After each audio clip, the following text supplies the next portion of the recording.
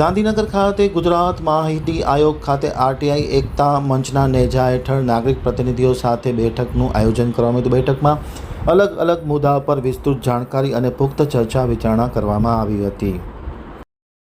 હવે જોઈએ ગાંધીનગર આમતક ન્યૂઝ બ્યુરોનો એક વિસ્તૃત અહેવાલ. ગુજરાત માહિતી આયોગ ખાતે આરટીઆઈ એકતા મંચના નેજા હેઠળ નાગરિક પ્રતિનિધિઓ સાથેની એક બેઠકનું આયોજન કરવામાં આવ્યું હતું. ગુજરાત માહિતી આયોગ ખાતે આજે મુખ્ય માહિતી કમિશનરની અધ્યક્ષતામાં આરટીઆઈ એકતા મંચના પ્રતિનિધિઓ સાથે આરટીઆઈ એક્ટના અમલીકરણ અંગે મહત્વપૂર્ણ બેઠકનું આયોજન કરવામાં આવ્યું હતું. બેઠકમાં આયોગના રાજ્ય માહિતી કમિશનર તથા અન્ય અધિકારીઓ પણ ખાસ હાજર રહ્યા હતા.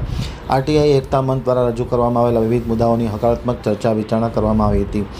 મુખ્ય માહિતી કમિશનરે આયોગ દ્વારા માહિતી અધિકાર અધિનિયમ અમલ માટે લેવામાં આવેલા શ્રેણીબદ્ધ પગલાં જેવા કે વેબસાઇટ અને મોબાઈલ એપનું નવીકરણ, સોશિયલ મીડિયાનો અસરકારક ઉપયોગ, નાગરિકોના સંગઠનો અને નાગરિકો સાથે સતત વિધિસર અવિધિસર પરામર્શ, વિશાળ પાયા પર આરટીઆઈ સપ્તાહની ઉજવણી, સ્ટેક હોલ્ડર્સ માટે લઘુ પુસ્તિકાનું પ્રકાશન, આર્ટિફિશિયલ ઇન્ટેલિજન્સની મદદથી ઓડિયો વિડીયોનું નિર્માણ, માહિતીનો અધિકાર 2 દાયકાની સફર નામનું પુસ્તકનું પ્રકાશન સહિતની વિસ્તૃત માહિતી આપવામાં આવી હતી. એમ આમતક ન્યૂઝ સાથેની વાતચીતમાં માહિતી આપતા માહિતી આયોગના રાજ્યકક્ષાના વરિષ્ઠ અધિકારી શ્રી વિપુલ રાવલે જણાવ્યું હતું.